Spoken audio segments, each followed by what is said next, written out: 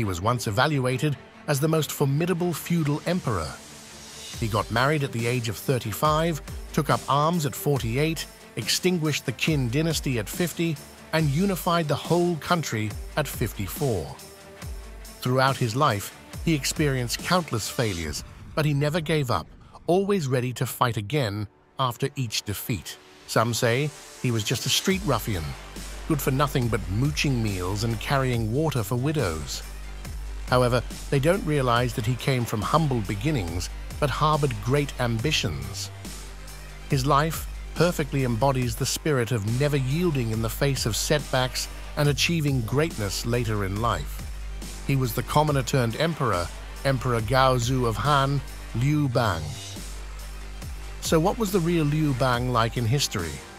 In this video, we will understand the legendary life of Liu Bang through a timeline. Born in 256 BC in Zhongyangli, Fengyi, Pei County, and passing away in Chang'an in 195 BC due to injuries sustained during the suppression of Yingbu's rebellion, Liu Bang lived to the age of 62. When we think of this founding emperor of the Western Han Dynasty, our first impression might be of a man born lowly, with a ruffian demeanor, idle and carefree, who turned his back on his supporters after gaining power and ruthlessly executed his meritorious subjects. But in reality, Liu Bang was a man of great ambition from his early years. To fully understand his life and story, we need to start from the beginning. One day in 256 BC, in what is now Feng County, Suzhou City, Jiangsu Province, a boy was born who would go on to change history. He was Liu Bang, who would later establish the Western Han Empire. Born on the same day in the same year in Fengyi was another boy named Liu Wan. The two families were very close, and Liu Bang formed a close friendship with Liu Wan during their childhood. As a young man, Liu Bang had a prominent forehead, striking sideburns, and a handsome beard. He had 72 black moles on his left thigh. Known for his generosity, benevolence, and cheerful nature, he was pragmatic and down-to-earth, which helped him make many friends. However, his most trusted friend was Liu Wan, with whom he grew up and studied. As he grew older, Liu Bang showed little interest in farming and was often idle, earning frequent reprimands from his father. His father would compare him unfavorably to his brother, who was more adept at business. After unifying China, Liu Bang would jokingly refer to this with his father, asking, "Who do you think has achieved greater things, me or my brother?" The locals also saw Liu Bang as lacking ambition, unable to work, and without income. However, Liu Bang had his aspirations. He admired Wei Wuji, the Marquis of Wei, and dreamed of being his retainer, but was unable due to his young age and lack of financial means. When he finally had the opportunity to travel west to the state of Wei, the Marquis had long passed away. However, Zhang Er, one of the Marquis's former retainers, was recruiting his own followers, and Liu Bang formed a deep friendship with him. In 225 BC, when Wei was conquered by Qin, Zhang Er became a wanted criminal in the Qin court, and his followers dispersed. Liu Bang, then 31, returned to his hometown in Pei County. 2 years later, Qin conquered Chu and established Sishui County, where Pei County, Liu Bang's hometown, was located. At this time, 33-year-old Liu Bang passed an examination to become a Qin official, serving as the head of Sishui Ting in Pei County, a position akin to a modern-day chief of police managing local security. On a journey to Xianyang to deliver prisoners, Liu Bang happened upon the procession of Emperor Qin Shi Huang. Seeing the emperor in his ornately decorated carriage, Liu Bang exclaimed with admiration, "A real man should be like this." This incident reflects Liu Bang's ambitions and aspirations. Liu Bang's wife was Lu Ji, the daughter of Lu Gong from Danfu. After Lu Gong incurred enmity in his hometown, he settled in Pei County because he was friends with the local magistrate. When Lu Gong first arrived in Pei, Many people, having heard of his connection with the magistrate, visited him to establish relations. Hearing about this, Liu Bang also went to join the crowd.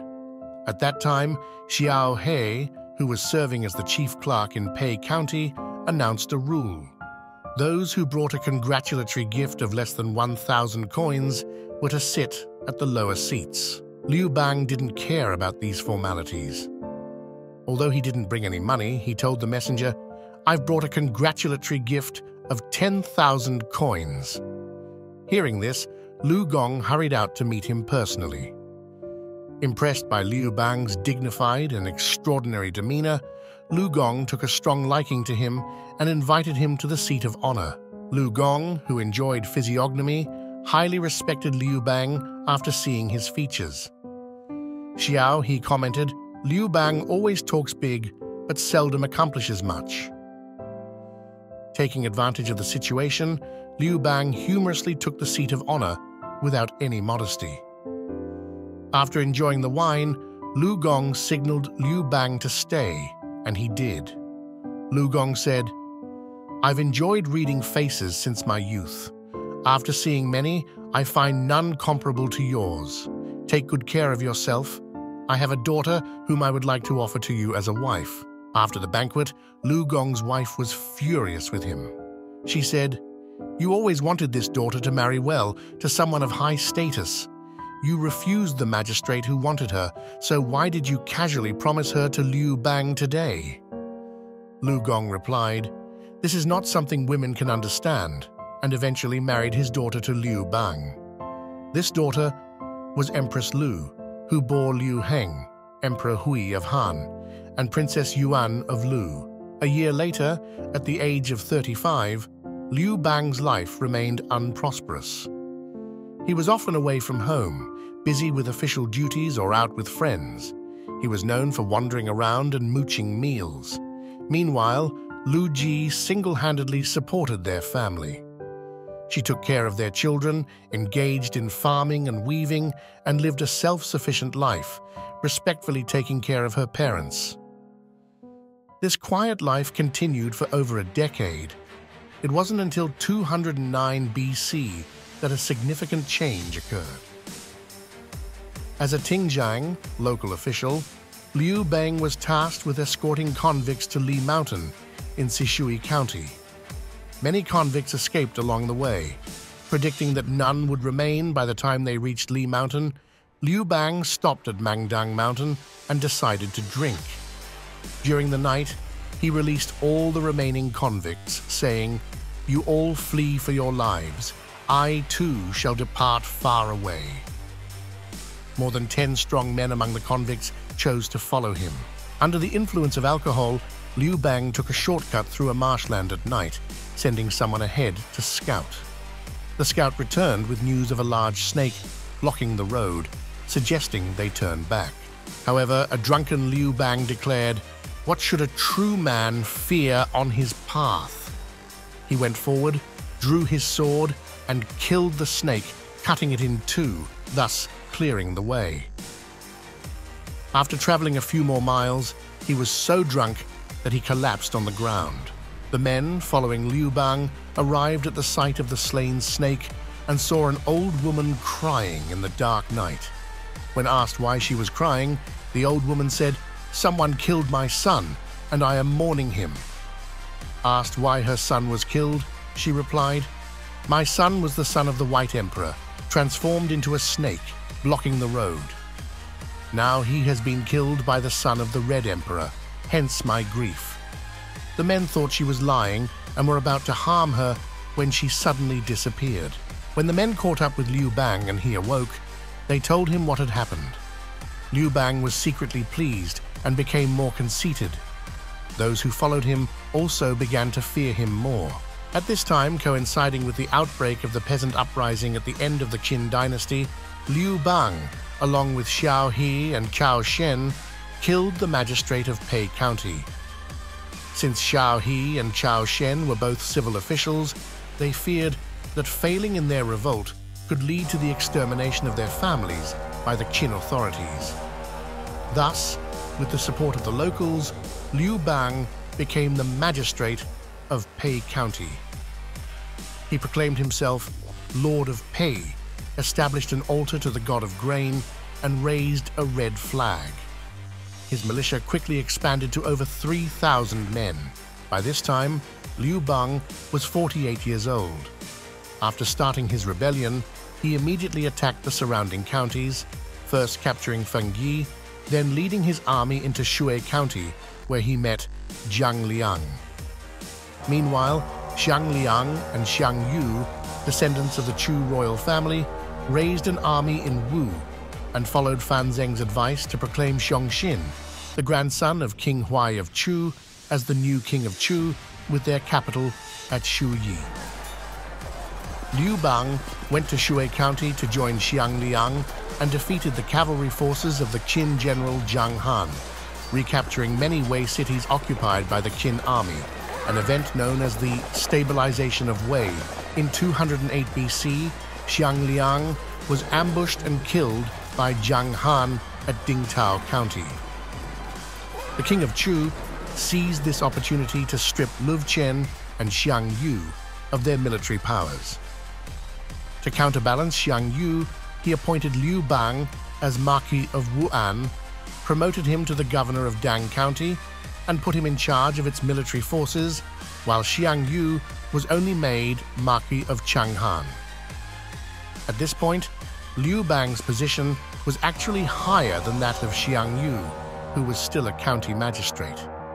Meanwhile, Zhang Han, who had defeated Xiang Liang, led his army north again to attack the state of Zhao, whose king, Zhao Shi, sent envoys to Chu for help. To divide the Qin forces, the king of Chu decided to send the Western Route army, led by Liu Bang, to directly attack Qin in the west, while the Northern Route army under Song Yi went to rescue Zhao. It was agreed that whoever first captured Guanzhong, the heartland of Qin, would be made the king of Guanzhong. In 207 BC, at the age of 49, Liu Bang led his troops westward. Along the way, he gathered many dispersed soldiers from the armies of Chen Shang and Xiang Liang. He defeated Wang Li at Gengli, breaking the Qin forces, and later recruited Li Shiqi, a man known as the Drunkard of Gaoyang. Following Li Shiqi's strategies, Liu Bang conquered all in his path, advancing all the way to Wuguan Pass. Meanwhile, Zhang Han, the last hope of the Qin dynasty, surrendered to Xiang Yu. Zhao Gao, the Qin chancellor, seeing the dire situation, hurriedly killed the second emperor of Qin and tried to negotiate a division of Guanzhong with Liu Bang. Liu Bang, experienced in the ways of the world, didn't fall for Zhao Gao's tricks. Following Zhang Liang's advice, he launched a surprise attack on Wuguan Pass and defeated the last of the Qin military forces at Lantian. Subsequently, the Qin Emperor Ziying surrendered the Imperial Jade Seal to Liu Bang, officially marking the fall of the Qin dynasty after 15 years and 47 days. Proudly, Liu Bang entered Xianyang, the Qin capital, and declared himself King of Guanzhong. Tempted by the luxurious palaces, he planned to settle there and enjoy the spoils.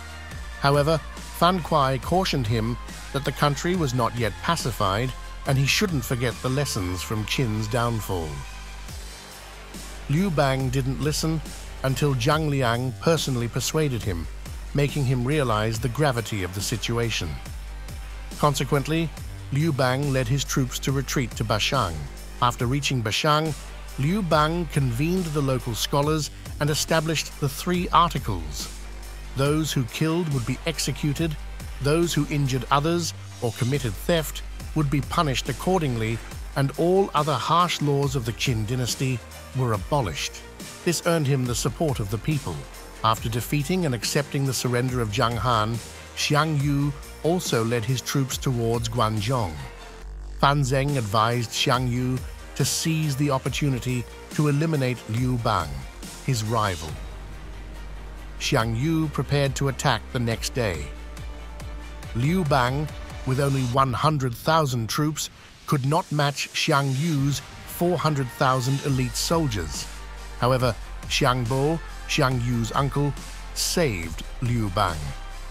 Xiang Bo, who was on good terms with Liu Bang's strategist Zhang Liang, sneaked into the camp to warn Zhang Liang of Xiang Yu's impending attack, advising him to flee. Zhang Liang, unwilling to abandon Liu Bang, relayed the information to him. Panicked, Liu Bang sought Zhang Liang's advice, who instructed him to meet with Xiang Bo and clarify that he had no ambitions to compete with Xiang Yu for the throne. Liu Bang followed the plan and met Xiang Bo, assuring him of his lack of ambitions and forming a familial alliance through marriage. Xiang Bo returned to the camp that night and told Xiang Yu, "Pei Gong entered Guanzhong first, clearing the path for us to pass through Hangu Pass smoothly. He contributed to our cause and shouldn't be doubted. We should treat him sincerely." Hearing this, Xiang Yu decided not to attack Liu Bang. The next day, Liu Bang arrived at Xiang Yu's camp, bringing only Fan Kuai, Zhang Liang, and 100 elite personal guards. At Xiang Yu's tent in Hongmen, Liu Bang offered an apology to Xiang Yu, who welcomed him. During the banquet, Xiang Yu's advisor Fan Zheng, who had always advocated for Liu Bang's elimination, repeatedly signaled Xiang Yu to give the order to kill Liu Bang. However, Xiang Yu hesitated and remained silent. Fan Zheng then summoned Xiang Zhuang to perform a sword dance, intending to use the opportunity to assassinate Liu Bang. Xiang Bo, aiming to protect Liu Bang, also drew his sword and danced, thwarting the assassination attempt. This event is the origin of the Chinese idiom, "Xiang Zhuang performs the sword dance, but his intention is to kill Liu Bang."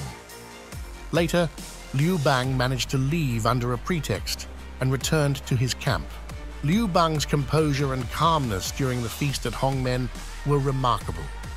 His safe exit was not only due to the protection from Zhang Liang, Xiang Bo, and Fan Kuai, but also his own cool-headedness. After the feast at Hongmen, Xiang Yu advanced westward, entered Xianyang, burned the Epang Palace, killed the Qin Emperor Ziying, and proclaimed himself the overlord of Western Chu, becoming the supreme commander of the army.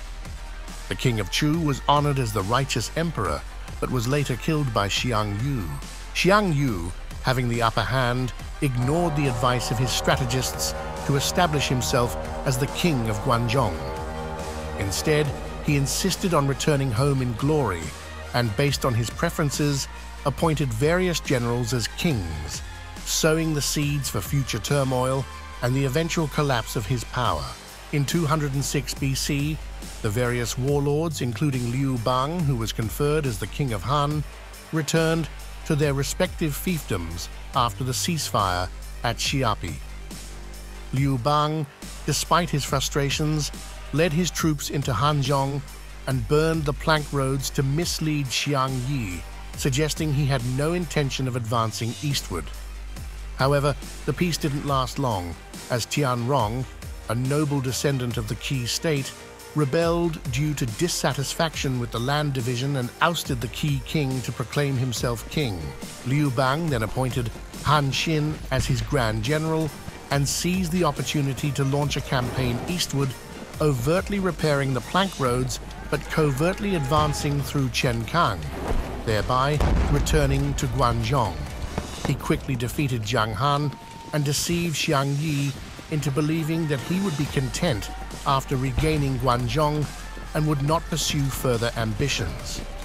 Xiang Yi, believing this, focused on attacking Tianrong, becoming mired in war and unable to extricate himself, presenting Liu Bang with a golden opportunity. In 205 BC, at the age of 51, after pacifying the three Qins, Liu Bang prepared to confront Xiang Yi for supremacy. His forces quickly captured Henei and used the murder of the righteous emperor as a pretext to call upon various lords to join him in a campaign against Xiang Yu. This marked the beginning of the 4-year-long Chu-Han contention. In May of the same year, seizing the opportunity when Xiang Yi was entangled in qi and unable to break free, Liu Bang led an allied army of 560,000 to capture Pengcheng, the capital of Western Chu. However, the short-lived victory led Liu Bang to lose his sense of caution, celebrating with the lords with constant drinking. Xiang Yi rapidly counterattacked Pengcheng with 30,000 cavalry, catching the unprepared allied forces off guard, killing over 200,000.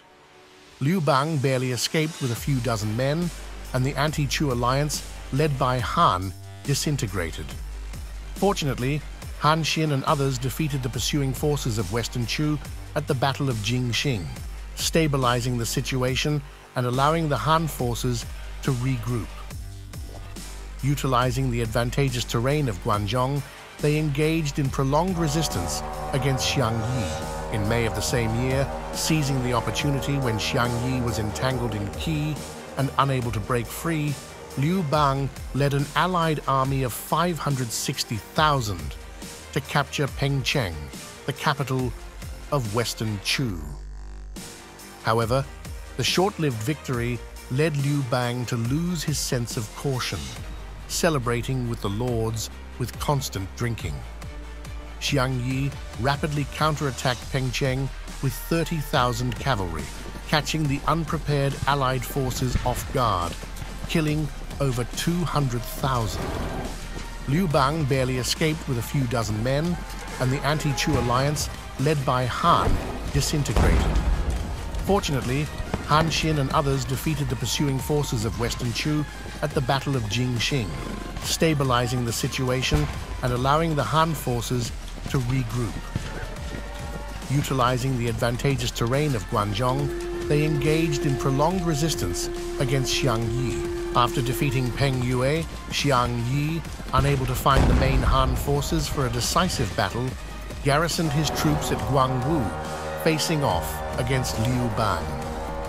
Soon, Han Xin annihilated the Qichu allied forces at the Battle of Wei River, completing a strategic encirclement of Chu's flank, and then dispatched Guan Ying to lead a force directly towards Pengcheng.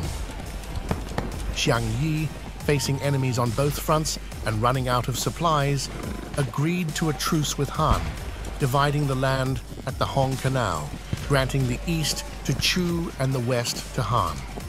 In October 203 BC, Xiang Yi withdrew his forces eastward. The following year, as Xiang Yi retreated eastward, Liu Bang originally contemplated withdrawing his forces to settle for ruling half of the empire and returning to a peaceful family life. However, upon Zhang Liang's reminder, he realized the danger of allowing a formidable enemy like Xiang Yi to regain strength and decided to pursue the Chu army with full force. In 202 BC, Liu Bang, Han Xin, and other Han commanders led a combined force of approximately 700,000 against Xiang Yi's weary army of 100,000 at the Battle of Gaixia. Han Xin's strategy involved luring the enemy deep into their territory. The Han vanguard feigned defeat, drawing the Chu forces in. Han Xin then ordered the left and right wings to encircle and attack the rear of the Chu infantry. The exhausted Chu rearguard faltered, and the Han forces divided the Chu rear from Xiang Yi's leading cavalry. Han Xin subsequently commanded a full-scale counterattack, resulting in a devastating defeat for the Chu army. They suffered over 40,000 deaths, 20,000 captures, and another 20,000 dispersed, leaving less than 20,000 wounded soldiers, with Xiang Yi retreating to their camp. Han Xin then ordered the Han soldiers to sing songs of Chu during the night, intensifying homesickness and war weariness among the Chu troops, leading to their morale disintegrating. Xiang Yi, with only 800 elite soldiers remaining, attempted a breakout. By the time he reached the Wu River, only 28 riders remained with him. A local commander offered to help Xiang Yi escape to Jiangdong to regroup, but Xiang Yi refused. He fought fiercely with his 28 riders against the Han army, but his forces were eventually wiped out. Xiang Yi, unwilling to be captured and humiliated, committed suicide at the Wu River.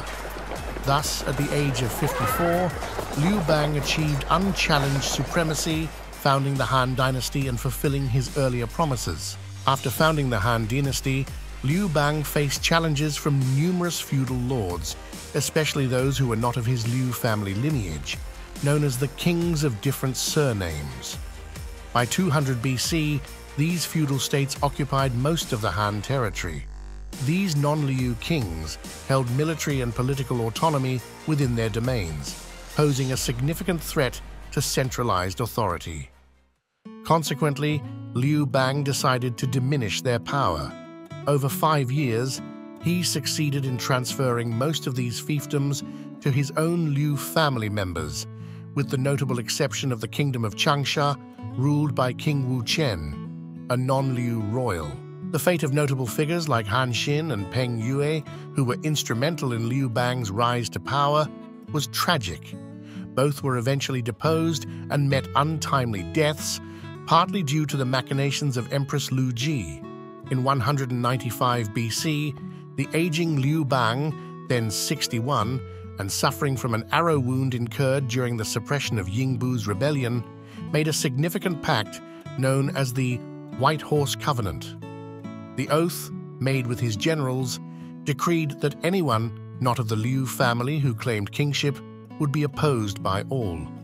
During his final days, Liu Bang made arrangements for succession and governance, entrusting key responsibilities to Empress Lu Ji. When she inquired about what to do after these arrangements, Liu Bang ominously stated that she wouldn't know future events. Liu Bang passed away on June 1st, 195 BC, in the Changla Palace in Chang'an, modern-day Xi'an, at the age of 62. He was buried in Changling, in present-day Xianyang, Shanxi, and posthumously named Emperor Gao, with the temple name Taizu. After Liu Bang's death, his son Liu Ying ascended the throne as Emperor Hui of Han. Empress Lu Ji was honored as the Empress Dowager and adopted a policy of non-action, Wu Wei, laying a solid foundation for the later peaceful and prosperous era known as the Wenjing period. However, her reign also marked the beginning of a trend of powerful outside families influencing the Han court, as she heavily favored her own Liu family. The intriguing life and reign of Empress Lu Ji will be the subject of future videos. Today, we ventured into the legendary life of Liu Bang, the founder of the Han Dynasty. From an ordinary peasant son to the founder of a great empire, Liu Bang's story is filled with ups and downs and twists. His life not only reflects his personal ambitions and determination, but also reveals the complexity and turmoil of his era. What are your thoughts on Liu Bang's historical image? What lessons do you think his story offers to us today? If you enjoyed this video, please give it a thumbs up and leave your comments below, sharing your views on Liu Bang or any feedback on the video. Don't forget to subscribe to our channel so you won't miss out on more fascinating historical stories. Thank you for watching and see you in the next video.